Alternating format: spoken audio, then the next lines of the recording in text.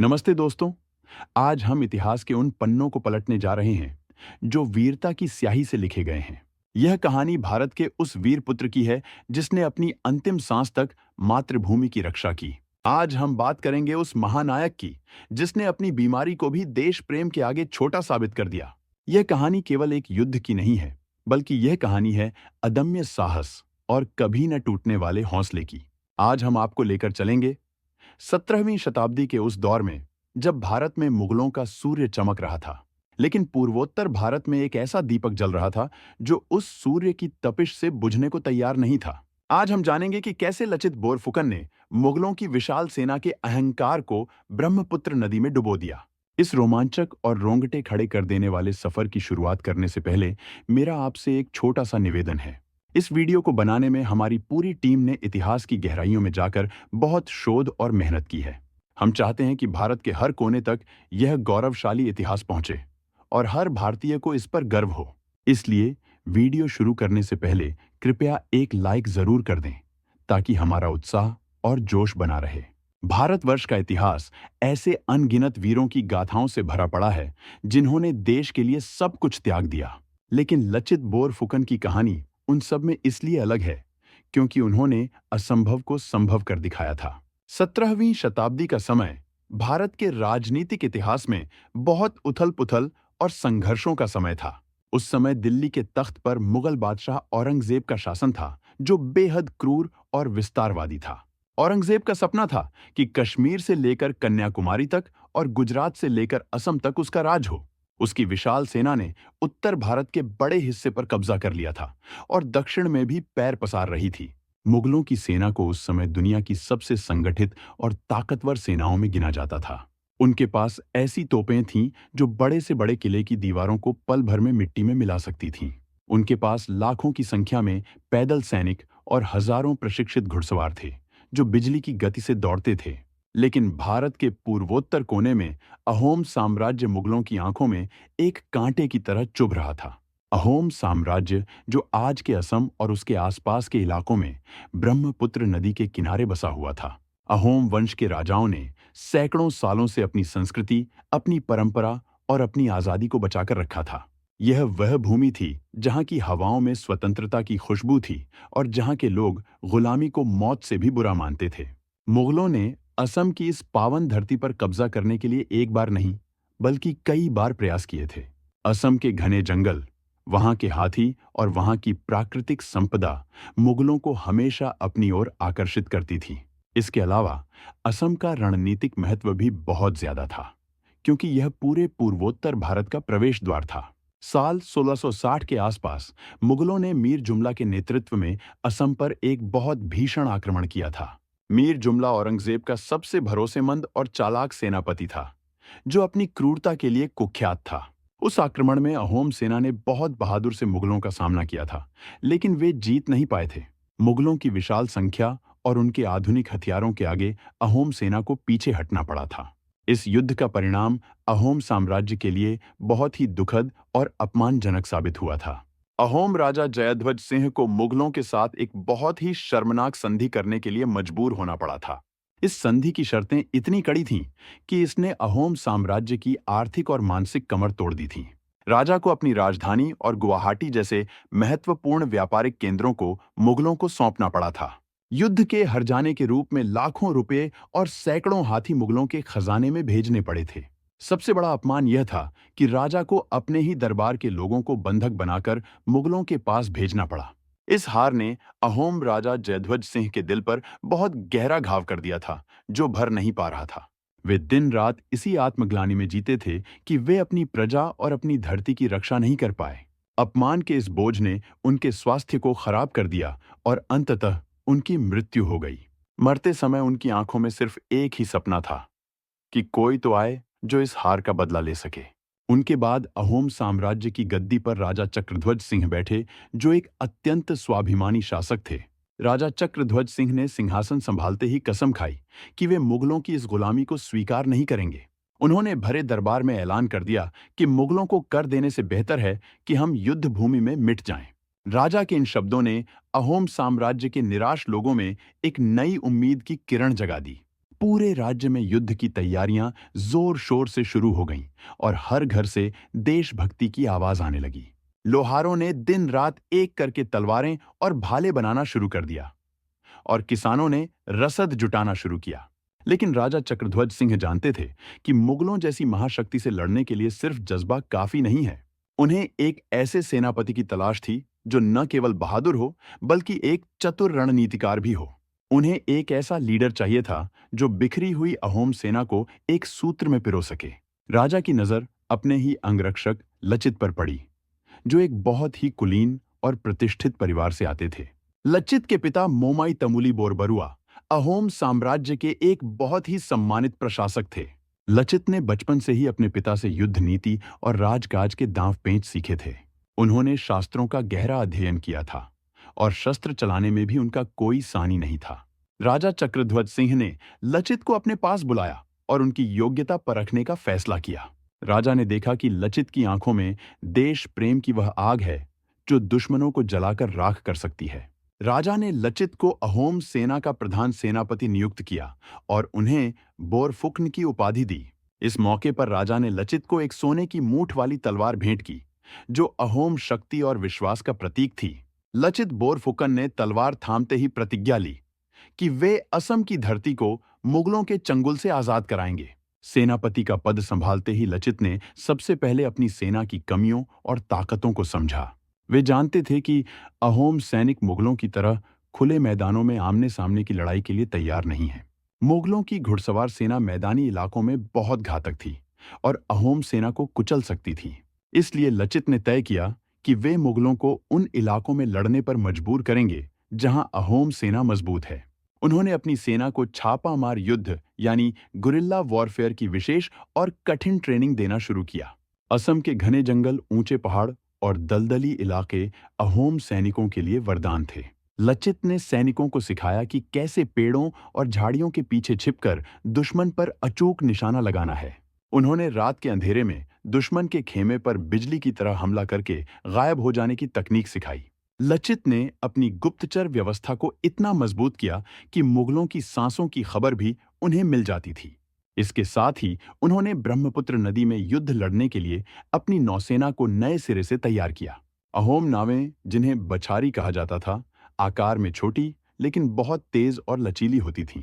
लचित ने नाविकों को नदी की धाराओं और खतरनाक भंवरों का इस्तेमाल अपने फायदे के लिए करना सिखाया। धीरे धीरे अहोम सेना का खोया हुआ आत्मविश्वास लौटने लगा और वे मुगलों से भिड़ने को बेताब हो गए। लचित बोरफुकन अनुशासन के मामले में बहुत सख्त थे और वे किसी भी तरह की ढिलाई बर्दाश्त नहीं करते थे। वे मानते थे कि युद्ध के मैदान में एक छोटी सी गलती हजारों बेगुनाह सैनिकों की जान ले सकती है। इसी दौरान गुवाहाटी के पास मुगलों को रोकने के लिए एक विशाल सुरक्षा दीवार बनाने का काम चल रहा था। यह दीवार रणनीतिक रूप से बहुत अहम थी, क्योंकि यह मुगलों के आगे बढ़ने के रास्ते को बंद करने वाली थी। लचित ने इस दीवार को एक ही रात में पूरा करने की जिम्मेदारी अपने सगे मामा को सौंपी थी। समय रेत की तरह फिसलता जा रहा था और काम बहुत बड़ा था, इसलिए हर पल कीमती था। लचित खुद पूरी रात जागकर तैयारियों का जायजा ले रहे थे और सैनिकों का मनोबल बढ़ा रहे थे। देर रात जब वे दीवार के निर्माण कार्य का निरीक्षण करने पहुंचे तो वहां का नजारा देखकर दंग रह गए। उन्होंने देखा कि मजदूर और सैनिक काम करने के बजाय आराम कर रहे हैं और काम ठप पड़ा है। सबसे ज्यादा हैरानी की बात यह थी कि उनके मामा भी वहां निश्चिंत होकर सो रहे थे। अगले ही दिन मुगल सेना वहां पहुंचने वाली थी और दीवार का अधूरा रहना मतलब निश्चित हार थी। यह देखकर लचित बोरफुकन का गुस्सा ज्वालामुखी की तरह फट पड़ा और उनकी आंखें लाल हो गईं। उन्होंने अपने मामा को जगाया और पूछा कि इतने नाजुक समय पर यह लापरवाही क्यों बरती गई। मामा ने बहाना बनाते हुए कहा कि सैनिक थक गए थे, इसलिए उन्हें थोड़ा आराम दिया गया है। लेकिन लचित जानते थे कि यह समय आराम का नहीं, बल्कि अपनी मातृभूमि के लिए मर मिटने का है। उन्होंने अपनी म्यान से तलवार निकाली और एक ही झटके में अपने सगे मामा का सिर धड़ से अलग कर दिया। इस घटना ने वहां मौजूद हर सैनिक और मजदूर को सन्न कर दिया और डर के मारे उनकी रूह कांप गई। लचित ने गरजते हुए कहा कि मेरे लिए मेरा देश मेरे मामा से कहीं बढ़कर है। उन्होंने साफ कर दिया कि कर्तव्य के रास्ते में जो भी बाधा बनेगा, उसे अपनी जान से हाथ धोना पड़ेगा। लचित का यह वाक्य आज भी असम के इतिहास में स्वर्णिम अक्षरों में दर्ज है। इस कठोर कदम का असर यह हुआ कि सैनिकों की थकान और नींद पल भर में हवा हो गई। सभी सैनिक दोगुनी रफ्तार और जोश से काम में जुट गए और सुबह होने से पहले दीवार बनकर तैयार हो गई। उधर दिल्ली में बादशाह औरंगजेब को जब अहोम सेना की तैयारियों की भनक लगी तो वह आग बबूला हो गया। उसने तुरंत अपने सबसे काबिल और अनुभवी सेनापति राजा राम सिंह को असम फतह करने के लिए भेजा। राजा राम सिंह आमेर के कछवाहा राजपूत थे और युद्ध कला में बहुत माहिर माने जाते थे। राम सिंह के साथ 18,000 खूंखार घुड़सवार और 30,000 पैदल सैनिक थे। इसके अलावा 15,000 तीरंदाज और बारूद चलाने वाले सैनिक भी इस विशाल सेना का हिस्सा थे। मुगलों की नौसेना भी बहुत विशाल थी, जिसमें सैकड़ों बड़े-बड़े जहाज और तोपें लदी हुई थीं। जब यह विशाल सेना असम की ओर बढ़ी तो ऐसा लगा जैसे धरती पर कोई सैलाब उमड़ आया हो। राम सिंह को अपनी जीत का पूरा भरोसा था, क्योंकि उसके पास अहोम सेना से कई गुना बड़ी ताकत थी। मुगल सेना ने गुवाहाटी की तरफ बढ़ना शुरू किया और वहां अपना विशाल पड़ाव डाला। लचित बोरफुकन जानते थे कि मुगलों की इतनी बड़ी सेना से सीधे टकराना आत्महत्या करने जैसा होगा। इसलिए उन्होंने कूटनीति और धैर्य का सहारा लिया और मुगलों को बातों में उलझाए रखने की योजना बनाई। उन्होंने राम सिंह के पास अपने दूत भेजे और संधि की बातचीत शुरू करने का नाटक किया। लचित का मकसद सिर्फ इतना था कि मुगलों को कुछ दिन रोके रखा जाए और अपनी तैयारी पूरी की जाए। राम सिंह ने भी लचित को डराने और लालच देने के लिए कई तरह की मनोवैज्ञानिक चालें चलीं। उसने लचित के पास एक थैली में पोस्त के दाने भरकर भेजे ताकि वे डर जाएं। इसका मतलब यह था कि जैसे ये दाने अनगिनत हैं, वैसे ही मेरी सेना भी अनगिनत है और तुम्हें कुचल देगी। लचित बोरफुकन ने इसका जवाब बहुत ही बुद्धिमानी और निडरता से दिया, जो इतिहास बन गया। उन्होंने बांस की एक नली में रेत भरकर और उसे कूटकर राम सिंह के पास वापस भिजवाया। उन्होंने संदेश दिया कि तुम्हारे पोस्त के दाने तो गिने जा सकते हैं और उन्हें पीसकर खाया जा सकता है, लेकिन मेरे सैनिक इस रेत के कणों की तरह सख्त हैं, जिन्हें न गिना जा सकता है और न ही खत्म किया जा सकता है। इस करारे जवाब ने राम सिंह को बता दिया कि उसका सामना किसी साधारण सेनापति से नहीं है। इसी बीच अहोम राजा चक्रध्वज सिंह का धैर्य जवाब देने लगा और वे मुगलों पर तुरंत हमला चाहते थे। लचित ने राजा को बहुत समझाया कि अभी सही समय नहीं है और हमें मुगलों को अपनी चाल में फंसाना होगा। लेकिन राजा के बार बार आदेश देने पर लचित को न चाहते हुए भी आक्रमण का आदेश देना पड़ा। यह लड़ाई अलाबोई के खुले मैदान में हुई, जहां मुगलों की घुड़सवार सेना को बहुत फायदा मिला। अहोम सैनिकों ने अद्भुत वीरता से लड़ाई लड़ी, लेकिन खुले मैदान में वे मुगलों के घोड़ों का मुकाबला नहीं कर सके। मुगल घुड़सवारों ने अहोम सेना को चारों तरफ से घेर लिया और भीषण नरसंहार हुआ। इस युद्ध में लगभग 10,000 अहोम सैनिक वीर गति को प्राप्त हुए, जो अहोम सेना के लिए एक बहुत बड़ा झटका था। मैदान में चारों तरफ अहोम सैनिकों के शव बिखरे पड़े थे और धरती खून से लाल हो गई थी। इस हार से अहोम सेना का मनोबल पूरी तरह टूट गया और राजा को भी अपनी जल्दबाजी पर पछतावा हुआ। लचित बोरफुकन को अपने वीर सैनिकों की मौत का बहुत गहरा सदमा लगा और उनकी आंखों में आंसू आ गए। लेकिन एक सच्चे सेनापति की तरह उन्होंने हार नहीं मानी और अपने दुख को अपनी ताकत बना लिया। उन्होंने अपनी बची हुई सेना को फिर से इकट्ठा किया और उनमें नए सिरे से जोश भरा। उन्होंने सैनिकों से कहा कि एक लड़ाई हारने का मतलब यह नहीं है कि हम युद्ध हार गए हैं। उन्होंने कसम खाई कि वे अपने 10,000 भाइयों के खून की एक एक बूंद का हिसाब मुगलों से लेंगे। लचित ने अब अपनी रणनीति पूरी तरह बदल दी और मुगलों को जल युद्ध के लिए उकसाने का फैसला किया। वे जानते थे कि ब्रह्मपुत्र नदी पर अहोम सैनिकों की पकड़ मुगलों से कहीं ज्यादा मजबूत है। उन्होंने अपनी सेना को गुवाहाटी के पास सराय घाट नामक स्थान पर इकट्ठा होने का आदेश दिया। सराय घाट में ब्रह्मपुत्र नदी बहुत संकरी हो जाती है, जिसकी चौड़ाई सिर्फ 1 किलोमीटर रह जाती है। यह जगह नौसैनिक युद्ध के लिए बहुत ही उपयुक्त थी, क्योंकि यहाँ मुगलों के बड़े जहाज फंस सकते थे। मुगल सेनापति राम सिंह को लगा कि अहोम सेना अब कमजोर हो चुकी है और यह आखिरी वार करने का सही मौका है। उसने अपनी पूरी नौसेना को सरायघाट की ओर बढ़ने और अहोम सेना को खत्म करने का आदेश दे दिया। साल 1671 का वह ऐतिहासिक दिन आ गया जब सरायघाट में दोनों सेनाएं आमने सामने हुईं।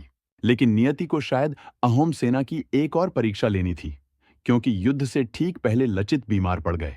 लचित को बहुत तेज बुखार ने जकड़ लिया था और उनका शरीर तप रहा था। शाही डॉक्टरों और वैद्यों ने उन्हें पूरी तरह से बिस्तर पर आराम करने की सख्त सलाह दी थी। उनकी हालत इतनी खराब थी कि वे अपने पैरों पर खड़े भी नहीं हो पा रहे थे और बेहोशी की हालत में थे। जब सैनिकों ने देखा कि उनका प्रिय सेनापति बीमार है और युद्ध के मैदान में नहीं है, तो वे घबरा गए। अहोम सेना, जो पहले ही अलाबोई की हार से दुखी थी, अब नेतृत्व के बिना और ज्यादा निराश हो गई। मुगलों के विशाल जहाज तेजी से आगे बढ़ रहे थे और अहोम सेना डर के मारे पीछे हटने लगी थी। ऐसा लग रहा था कि आज असम का सूर्य हमेशा के लिए अस्त हो जाएगा और मुगलों का राज हो जाएगा। मुगलों की विजय लगभग निश्चित लग रही थी और राम सिंह अपनी जीत का जश्न मनाने की तैयारी कर रहा था। तभी लचित बोरफुकन के कानों में यह खबर पहुंची कि उनकी सेना हिम्मत हार रही है और पीछे हट रही है। एक सच्चे देशभक्त के लिए अपनी मातृभूमि की हार देखना अपनी मौत से भी ज्यादा दर्दनाक होता है। बीमारी की परवाह किए बिना लचित ने अपने सेवकों को आदेश दिया कि उन्हें तुरंत युद्ध के मैदान में ले चलें। सेवकों ने और वैद्यों ने उन्हें बहुत समझाया कि इस हालत में जाना उनकी जान के लिए खतरा है। लेकिन लचित ने कहा कि अगर मेरा देश ही गुलाम हो गया तो मैं जिंदा रहकर क्या करूंगा। उन्होंने जबरदस्ती अपने आप को बिस्तर से उठाया और अपनी नाव पर ले जाने का हुक्म दिया। लचित बोरफुकन को एक पालकी में डालकर नाव पर लिटाया गया और वे उसी हालत में युद्ध के बीच पहुंच गए। जब अहोम सैनिकों ने अपने बीमार और कमजोर सेनापति को युद्ध के मैदान में आते देखा तो वे हैरान रह गए। लचित ने अपनी नाव से ही गरजते हुए सैनिकों को ललकारा और उनमें सोई हुई देशभक्ति को जगाया। उन्होंने कहा कि अगर तुम सब भागना चाहते हो तो भाग जाओ, मैं तुम्हें नहीं रोकूंगा। लेकिन याद रखना कि इतिहास लिखेगा कि अहोम सैनिक कायर थे, जो अपनी मां को मुसीबत में छोड़कर भाग गए। उन्होंने कहा कि मैं अकेला ही लड़ूंगा और इसी नदी में अपनी आखिरी सांस लूंगा, लेकिन पीठ नहीं दिखाऊंगा। लचित के इन शब्दों ने निराश अहोम सेना में बिजली सी दौड़ दी और उनका खून खौल उठा। सैनिकों को अपनी कायरता पर शर्म आने लगी और उन्होंने मरने मारने की कसम खा ली। देखते ही देखते पूरी अहोम सेना पलट गई और उन्होंने हर हर महादेव के नारों से आकाश गूंजा दिया। लचित की नाव सबसे आगे थी और वे सीधे मुगलों के विशाल और खतरनाक जहाजों की तरफ बढ़ रहे थे। अहोम सैनिकों ने अपनी छोटी नावों से मुगलों के बड़े जहाजों को चारों तरफ से घेर लिया। सराय घाट की संकरी नदी में मुगलों के बड़े जहाज फंसकर रह गए और वे मुड़ नहीं पा रहे थे। अहोम सैनिकों ने त्रिभुज आकार का व्यूह रचा और मुगलों पर तीनों तरफ से भीषण हमला बोल दिया। लचित बोरफुकन अपनी नाव पर लेटे लेटे ही युद्ध का संचालन कर रहे थे और सटीक निर्देश दे रहे थे। उनकी आंखों में बीमारी की थकान नहीं, बल्कि जीत की आग धधक रही थी, जो सबको दिख रही थी। अहोम सैनिकों ने मुगलों के जहाजों पर चढ़ाई कर दी और तलवारों से आमने सामने का युद्ध शुरू हो गया। नदी का पानी दोनों तरफ के सैनिकों के खून से लाल होने लगा और लाशें बिछने लगीं। मुगलों के पास बड़ी तोपें तो थीं, लेकिन इस नजदीकी और तेज लड़ाई में वे बेकार साबित हुईं। अहोम सैनिक अपनी फुर्ती और नदी के ज्ञान का पूरा फायदा उठा रहे थे और मुगलों को काट रहे थे। मुगलों के जहाज आपस में टकराने लगे और उनमें अफरा तफरी मच गई, जिससे उनका संतुलन बिगड़ गया।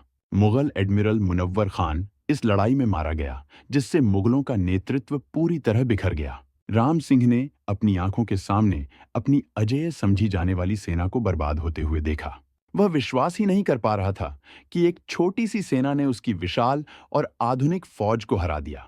लचित की रणनीति और अदम्य साहस के आगे मुगलों का सारा घमंड मिट्टी में मिल गया। मुगल सैनिक अपनी जान बचाने के लिए नदी में कूदने लगे और भागने लगे, लेकिन उन्हें रास्ता नहीं मिल रहा था। शाम होते होते ब्रह्मपुत्र नदी पर अहोम सेना का विजय ध्वज शान से लहराने लगा। मुगलों को इतनी बुरी तरह से हराया गया कि वे फिर कभी असम की तरफ देखने की हिम्मत नहीं कर सके। राम सिंह को अपनी बची खुची सेना के साथ अपमानित होकर असम से वापस लौटना पड़ा। जाते जाते राम सिंह ने लचित बोरफुकन की वीरता की तारीफ करते हुए बादशाह को एक पत्र लिखा। उसने लिखा कि मैंने भारत में कई युद्ध लड़े हैं, लेकिन लचित जैसा महान योद्धा आज तक नहीं देखा। उसने लिखा कि अहोम सैनिक एक ही समय में नाव चलाना और लड़ना दोनों बखूबी जानते हैं, जो अद्भुत है। यह जीत न केवल असम के लिए बल्कि पूरे भारतवर्ष के लिए एक मिसाल बन गई कि कोई भी अजेय नहीं है। इस युद्ध ने साबित कर दिया कि अगर हौसला बुलंद हो तो संसाधनों की कमी जीत में बाधा नहीं बनती। लचित बोरफुकन ने दिखा दिया कि एक सच्चा नेता वही है जो मुश्किल से मुश्किल समय में सबसे आगे खड़ा हो। दुर्भाग्यवश इस ऐतिहासिक और गौरवशाली जीत के कुछ समय बाद ही लचित बोरफुकन का बीमारी से निधन हो गया। वे एक जलते हुए दीपक की तरह थे, जो बुझने से पहले सबसे तेज रोशनी देता है और अंधेरा मिटा देता है। उन्होंने अपने प्राण त्याग दिए, लेकिन अपनी मातृभूमि की स्वतंत्रता पर आंच नहीं आने दी। उनकी समाधि आज भी असम के जोरहाट में मौजूद है, जो उनकी वीरता और बलिदान की गवाही देती है। लचित बोरफुकन का जीवन हमें सिखाता है कि राष्ट्र प्रथम की भावना क्या होती है और देश प्रेम किसे कहते हैं। आज भी जब भारतीय सेना के अधिकारी तैयार होते हैं, तो उन्हें लचित की शौर्य गाथा सुनाई जाती है। राष्ट्रीय रक्षा अकादमी यानी एनडीए में सर्वश्रेष्ठ कैडेट को लचित बोरफुकन गोल्ड मेडल दिया जाता है। यह पदक हर सैनिक को याद दिलाता है कि वीरता का संबंध शरीर की ताकत से नहीं, बल्कि मन की शक्ति से है। आज के समय में हमें लचित बोरफुकन के आदर्शों को अपने जीवन में उतारने की बहुत जरूरत है। हमें अपने इतिहास के इन पन्नों को बार बार पढ़ना चाहिए, ताकि हम अपनी जड़ों और संस्कृति से जुड़े रहें। लचित की कहानी हमें बताती है कि चाहे परिस्थिति कितनी भी विपरीत क्यों न हो, हमें कभी हार नहीं माननी चाहिए। यह कहानी हमें एकता की शक्ति का भी एहसास कराती है कि जब हम एक होते हैं, तो कोई हमें हरा नहीं सकता। अहोम सेना में अलग अलग जातियों और धर्मों के लोग थे, लेकिन देश की रक्षा के लिए वे सब एक हो गए थे। उन्होंने मिलकर एक विदेशी आक्रमणकारी को धूल चटा दी और अपनी सभ्यता और स्वाभिमान की रक्षा की। हमें गर्व है कि हम उस महान देश के नागरिक हैं, जहां लचित बोरफुकन जैसे महानायकों ने जन्म लिया। उनकी यह गाथा आने वाली कई पीढ़ियों तक हमें प्रेरित करती रहेगी और देश के लिए जीने का जज्बा देती रहेगी। तो दोस्तों, आज हमने जाना उस महान युद्ध के बारे में, जिसने भारत के इतिहास का रुख हमेशा के लिए मोड़ दिया। हमें पूरी उम्मीद है कि लचित बोरफुकन की यह अद्भुत शौर्य गाथा आपको बहुत पसंद आई होगी। इस कहानी ने निश्चित रूप से आपके रोंगटे खड़े कर दिए होंगे और आपको भारतीय होने पर गर्व महसूस कराया होगा। अब समय आ गया है कि हम अपने इस महान योद्धा को श्रद्धांजलि दें और उनके बलिदान को नमन करें। हमारा हमेशा यही प्रयास रहता है कि हम आपके लिए भारत के गौरवशाली इतिहास से जुड़े ऐसे ही अनमोल रत्न ढूंढ कर लाएं। ऐसी कहानियां जो किताबों के पन्नों में कहीं खो गई हैं, उन्हें आप तक पहुंचाना ही हमारा एकमात्र उद्देश्य है। अगर आपको आज का ये वीडियो और हमारी मेहनत अच्छी लगी हो, तो प्लीज इसे लाइक जरूर करें। आपका एक लाइक हमारे लिए बहुत बड़ा प्रोत्साहन है और हमें और बेहतर काम करने की नई ऊर्जा देता है। भविष्य में आप और किस ऐतिहासिक वीर या वीरांगना की कहानी सुनना चाहते हैं, यह भी आप सोच सकते हैं। इतिहास का खजाना बहुत बड़ा है और अभी बहुत सी अनसुनी कहानियां आप तक पहुंचनी बाकी हैं। अपना कीमती समय निकालकर इस वीडियो को अंत तक देखने के लिए आपका दिल से बहुत बहुत धन्यवाद। जय हिंद, जय भारत।